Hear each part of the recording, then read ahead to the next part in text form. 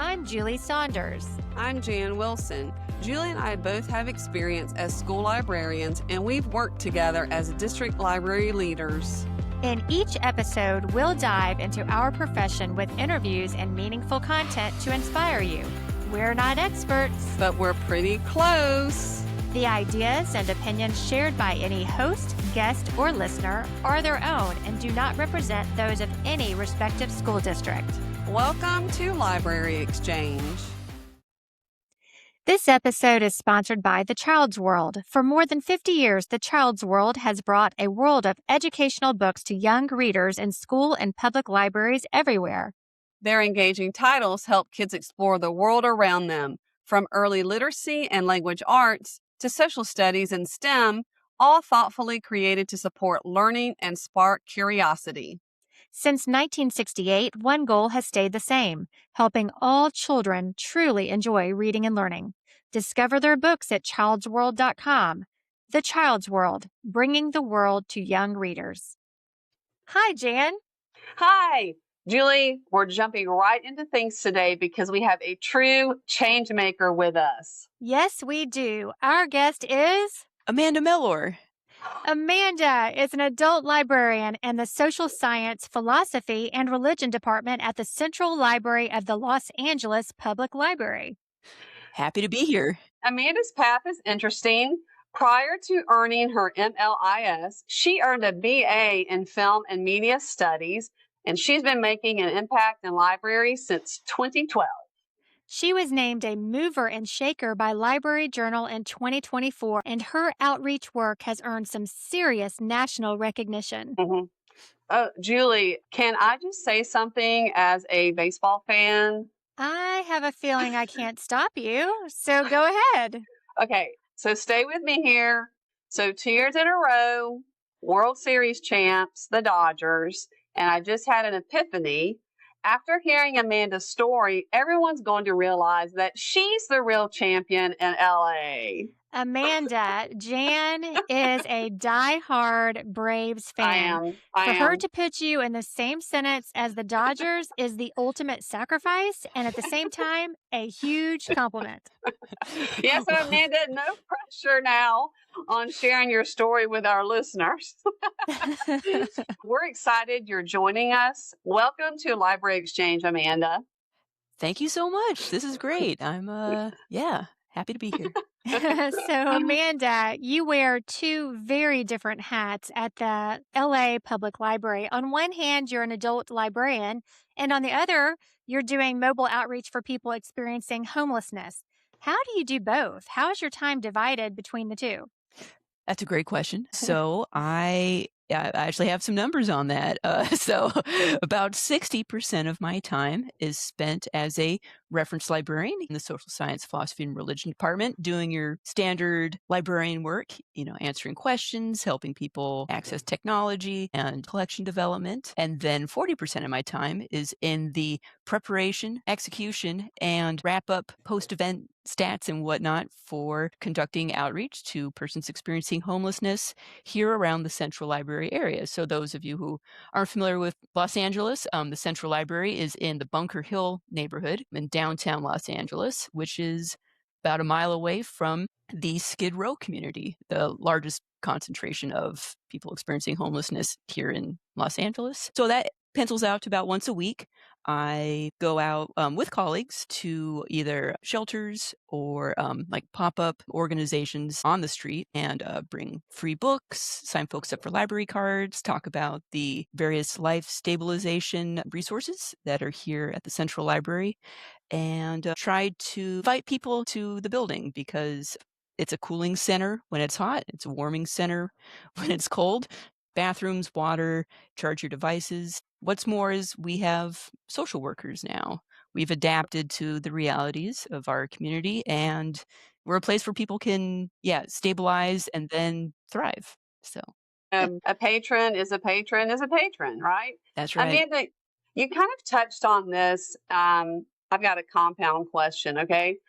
I'm going to break it down. So with your outreach, one, who creates the schedule, and will you describe the locations that you visit first, and then My follow up is the services that you offer, but if it makes more sense for you to talk about the location together with the services, go Mhm. for it.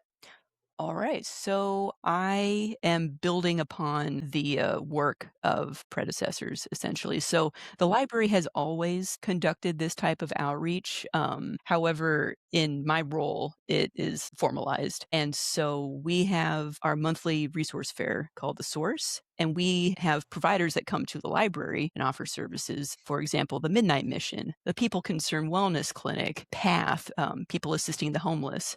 And when I came into this role, I kind of did a reverse. I went to them and I said, "Hey, Mhm. what if I did outreach at your at your location?" And that's really been quite helpful. The Midnight Mission is one of my monthly sites. So on the third Thursday, myself and Eric and Teenscape, who conduct an art program, it's chalk art, we go to their education center and bring this library program to the folks at the mission. Similarly, at the People Concerned Wellness Clinic, it's a wellness clinic. So there's a waiting room. And so, hey, what are you going to do in a waiting room? Why not read some books, learn about library resources? So that's a good chunk of where my locations come from. Also, it happens kind of serendipitously. I was at the Festival for All Skid Row Artists one year, and a provider walked up to my table and said, "Hey, this is so cool. You're here." I'm like, "Yeah, who are you with?" And, "Oh, I'm at the Blue Hollywood Street Sanctuary. And it'd be really great if you could come visit there." And I said, "Well, sure, why not?" And so now we do. And I say we because it's myself, as well as the literature librarian, folks from our library experience office that help coordinate social services and throughout the system, partnering with adult literacy as well. We have so many resources at the library that partnering within internally and then partnering with our external organizations, it's worked out pretty well so far. So and then the follow-up was, "What do we bring? What kind of resources?" Well, besides what I kinda mentioned, which is, like, library as sanctuary, like, the physical building itself, there's free printing, there's free computers, there's free Wi-Fi, scanning, there's you need your high school diploma. Hey, Mhm. you can get that here at the library, and what's more, it's not just a high school diploma, it's called the Career Online High School, so you actually get 10, professional focuses, certificate with your diploma. So, reading and writing improvements, but then also, like, fun creative expression type programs, like the Neighborhood Sing program with our friends in the Urban Voices Project they've been doing the work in Skid Row for about a decade now. They come to the Wow. library and it's music wellness as they put it. The possibilities are endless for somebody once they visit the building, and that's what I try to convey, like, there can be some stigma, there can be some f fear about leaving Skid Row, even though it's just a mile, to come up to Mhm. Bunker Hill, and I say, "Well, hey, come say hi. I'm down in the social science department." I bring a building map and I point to where I am. I'm like, "Hey, you know somebody there already." So, yeah, and it's worked. So, Amanda, for those experiencing homelessness, are they able to get a library card since they don't have a permanent address? Yes. So in my experience, people are very honest. You know, if they don't have an address, they'll tell me. And in which case, we have another path, which is the courtesy card. With a courtesy card, a person can check out one item at a time instead of the 30 items at a time. And they're still eligible for the 2 hours of computer internet time, databases, e resources. I let them know, well, hey, if anything changes, visit the library and we can update the status of your card. A lot of the times when I'm out there, people put down some type of mailing address, and I go with that, Okay. So, yeah, so the people rarely don't qualify, but, even then, I'm like, "Well, hey, here's a free book. Here's a bookmark. Just come to the building." Like, you don't need a library card to come into the building. So I try to frame it that way, especially so they don't feel ashamed or Hmm. whatever. It's like, "Hey, no, just come hang out. Is this cool?" I mean, we have guest passes, so a person can still hop on the internet for 1 hour and get their prints with a guest pass. So there's options. And now a word from our sponsors. Advancing Technology, Designing Spaces. Niswanger AV is your comprehensive K 12 education partner. With 50 years of expertise, they deliver innovative technology and strategic furniture solutions that transform learning environments. Why choose Niswanger AV? It starts with cutting edge AV technology and intelligent furniture design. Their value extends far beyond the products. They use a consultant driven approach backed by a family owned commitment to excellence. Advancing technology and learning spaces with old fashioned personal service because your library deserves more. For a free design, call Niswanger today at 770-338-0335. So, Amanda, Hmm. in a traditional library setting, you might have usage stats or Mhm. circulation statistics or all the traditional statistics to see if you're meeting the needs of the patrons. What does a win look like for the outreach part of your job? How do you measure? Is there a way to measure the outreach position you're in? Well, sure. So I'm fortunate to have spent a year in the larger community outreach department that the library has. That is a department that serves the entire library system, which is split up into, I think, 6 regions. And so, I did that for a year. I served the Hollywood and Western area, and one thing that really stood out to me from my time there is data tracking. There was a form that we filled out after every single event, just, who did we help? Demographics. How long was the event? But then, of course, the main metrics, library card signups, how many interactions, how many Spanish language or other community language interactions, how much swag or how many incentives did we distribute. So I keep all those stats for this role. But really, the thing that resonates with me is when, yeah, someone comes down to the social sciences department and says, "Hi, I'm here." Yeah. And I'm like, "You were at the Midnight Mission." Or there was a gentleman who, I met at a festival in Gladys Park, and he was, a new American learning English, and he was pointing at me and saying, "Gladys Park!" And I was like, "Yeah!" That really that's what counts the most for me. But I have both types of data, both types of things for anybody. Admin, my supervisor, but then also for myself. Amanda, so you mentioned this a little bit in the beginning. Your programs rely on community partnerships. So can you mention a few of those partnerships and why that makes this program successful? So Midnight Mission, they've been huge. Can you explain? Yeah, so Midnight Mission is in the heart of Skid Row in San Pedro. They've been in the community for over 100 years. They offer emergency shelter, 3 hot meals, but also recovery programs. So for men and women, and there's also longer term, like people live there too, very low income seniors. Yeah, it's just a cornerstone of the community. They have a little library there too, computer lab, music, jam band spot, and so that's where I go. And so, yeah, that's where Eric and I conduct Okay. the chalk art program. Yeah, so they've been huge. But then, yeah, Blue Hollywood Street Sanctuary, which is an organization by and for street homeless. It's just pop-up canopies along the sidewalk, and they have a garden. They have a little library too, a little cart that we bring books to replenish. But yeah, every Thursday they have a cuts and coffee program, free haircuts, hot coffee, and then we pop up as our schedule allows. Whatever Thursdays were free to offer library services there. But yeah, the Skid Row Arts Alliance, they've been great. They do the festival for all Skid Row artists, and I mentioned Urban Voices Project. They're an organization part of that alliance. We are already serving this community. To be more intentional about it can only be a good thing. Absolutely. So, Amanda, can you describe your role in serving people in reentry, those who were formerly incarcerated, and maybe some challenges you've had faced with that?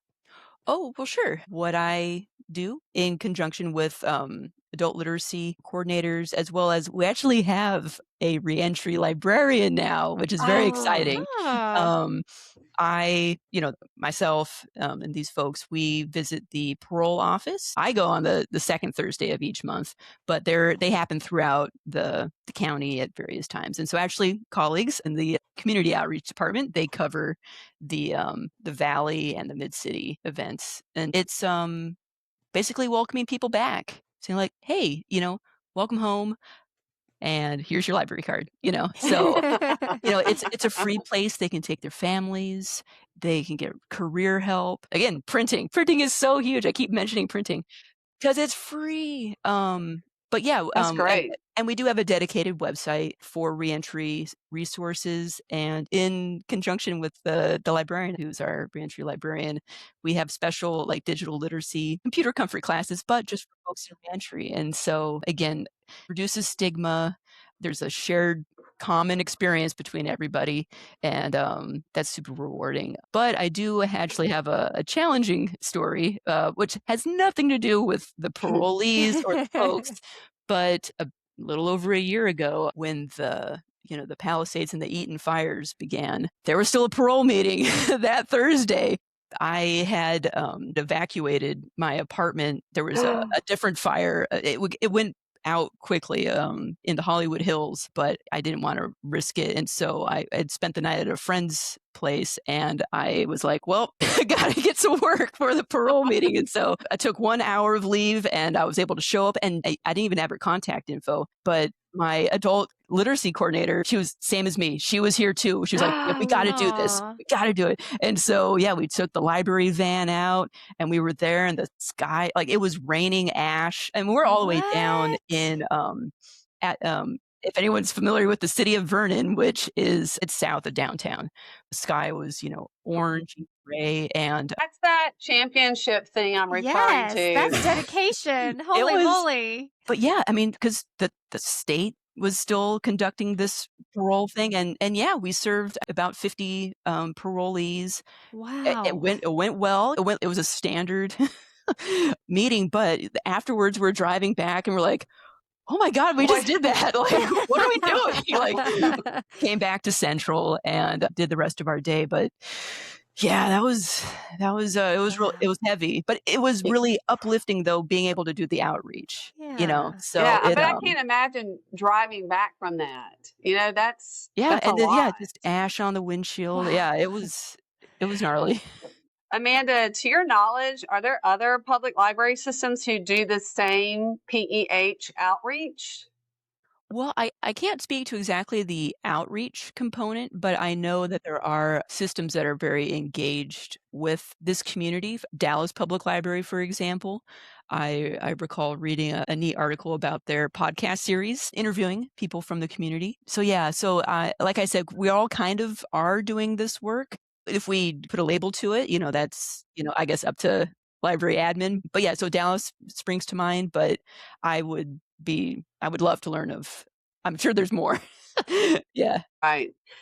What advice would you give to other librarians who want to start similar outreach programs in their communities? Yes. Well, kind of same as me, figure out which organizations are already doing the work. Don't reinvent the wheel. Find out who has regular meal times, food giveaways.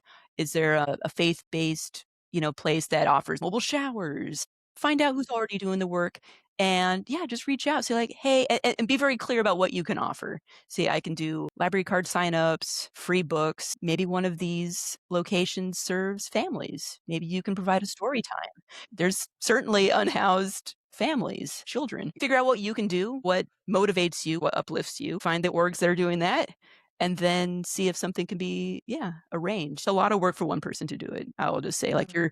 you know, talking for 2 hours straight and doing this and doing that. At least 2 people. Yeah, go from there. I just wanted to circle back around. I know that earlier you had mentioned musical wellness and Oh, urban yes. voice project. Yes. I think people would want to know a little bit more about those two things. Um, yeah. So, and this is just me anecdotally, like both being a person that's joined the musical wellness class twice, and then also conducting outreach at one of their holiday events that they coordinated. So, as a participant, they're trained musicians. They come in, like, say, with a keyboard, a bass. They have a songbook that they've developed, and it's a way to safely kind of share your feelings, express yourself. It's very cathartic, to a point where, like, I got choked up because these are very, like, Oh, uplifting songs, and, I don't wanna, like, have to go back to the desk and having been, like, teary-eyed, so I'm like, I can't go this week." But what's nice, though, is because we are in such a unique place, like, Central Library, look it up, it's 8 stories, like, it's a huge building serving so many people just walk through the doors, and so if you can attend a program where you're singing a song and you work in the US Bank Tower and you maybe make 150K a year and you're singing a song next to someone that woke up in a tent down on 6th and San Pedro, you are breaking down barriers, Mm. that exist. You are sharing space, And it's a really, really cool thing, like, where else can you do this? And, Yeah. that builds, a form of community resilience, frankly, 'cause, you've done something special together that you probably wouldn't have been able to do in any other context. Wow. Very Yeah. true. Amanda, if our listeners want to contact you or reach out to you, how can they? Sure. So at the lapl.org, that's just the general library website. There's a contact form on the site. If you just kind of say, "Hey, I heard Amanda on this podcast," it'll filter through the various internet tubes and get to me. Yes. I really appreciate you sharing all of this with us. I feel as though you are recognizing a group of people who still have interests and beyond needs. They still have interest in you meet them. And thank you for what you're doing. Oh, you're welcome. Thank you for being interested in this yeah, aspect of librarianship. We've exchanged ideas, and now it's time for the recap. I know, Jan, you wanted to update us on a correction. Yes, I want to get my facts straight. in the in our intro, Amanda was recognized by a library journal as a mover and shaker in 2025, not 2024. That's Oh, it. gotcha. Okay, Yeah. that's something minor, but I know that's important to get the facts right since we are librarians. We are. So I have a couple of takeaways from the interview with Amanda. One is library services are for all people from all walks Yes. of life, and Yes. librarians everywhere find ways to meet the needs of their communities. Amanda has a unique opportunity to touch the lives of people in vulnerable places in their lives.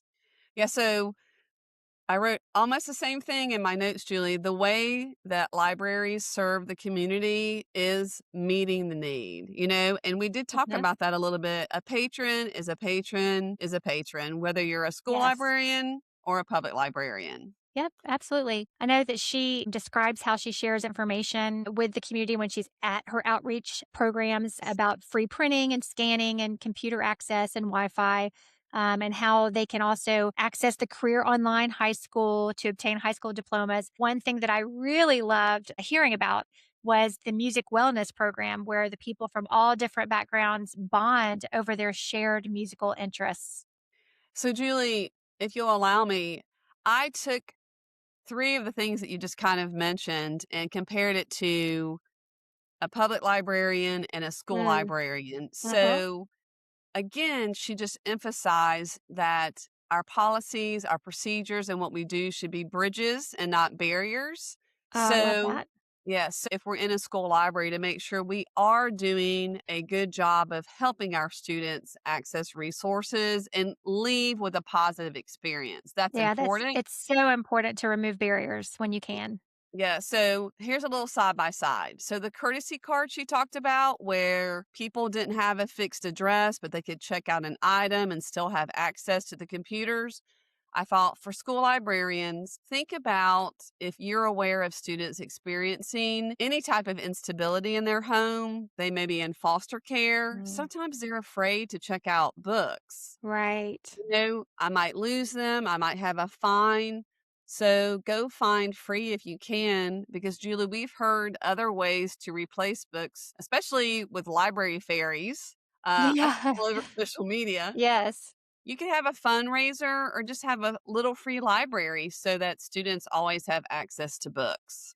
You know, I feel like a lot of this is just a testament to who Amanda is. She has such an approachable personality. And from our conversation, you just really, just even on our interview, you feel such a sense of safety and trust, such a reassurance probably to her patrons. Services and the interactions she describes really show how she connects to people in her community. Yeah, she also talked about her pop up outreach. And so for a school librarian, I know they take carts to the cafeteria or maybe they're open during PTA. Stepping outside of your space is important. So if your school celebrates International Night, Literacy Night, you better be at Literacy Night, STEAM Night, get involved and show off the resources that your program offers. And, some elementary schools do like pastries with parents, like Oh, that's cute. do breakfast with books. And Maybe that will take something off your principal's plate if you said, "Hey, I'd like to lead this meeting with parents." Um, I know a librarian in our district did a book tasting with parents with their kids, and it was a really Ah, big hit. I love that. So, how about her story about the parole meeting during the devastating wildfires that happened? I mean, talk about a person who shows up. I'm just amazed. We can't complain about, "Oh, I checked in hundreds of books today," when she drove through ash, okay? Exactly. And so also, the goals she has for providing information about what the library has to offer is actually very similar to the goals that traditional public and school library services have. We all just want to provide services that meet the needs of the communities we serve. I love how she reframed the library as a life stabilization center. She Uh, she said it's a cooling or a warming center. There are charging stations and there are even on-site social workers. But for school librarians, for your students, remember the library may be the only place for reliable Wi-Fi or a printer, and it may be the only place they feel comfortable reading. well, I just really enjoyed listening to all the unique perspectives, even though there's a lot of similarities to what we all do as school and public librarians everywhere. Just Amanda's just an incredible person, and I love her commitment to the profession. She is great. Remember, you can contact Amanda through the lapl.org website. And as she reminded us, being a librarian isn't just about books, it's about meeting people exactly where they are with dignity. Join us for our next episode on February 23rd. This episode is sponsored by Gladys Autry with Mackin Educational Resources. For over 40 years, Mackin has provided kindergarten through 12th grade libraries and classrooms with access to over 4 million titles and makerspace resources with exceptional customer service. For more information, visit mackin.com today. Make sure to visit our website at www.libraryexchangepodcast.com. You'll find episode notes and links. You can even submit your questions or inspiring stories that may be featured on the podcast. If you're looking for some swag for your library or book loving friends, visit libraryexchange.etsy.com. That's a lot of URLs, so I'm glad you had to say all of that, Julie. Thanks for joining us. We can't wait to have you back for our next episode of Library Exchange.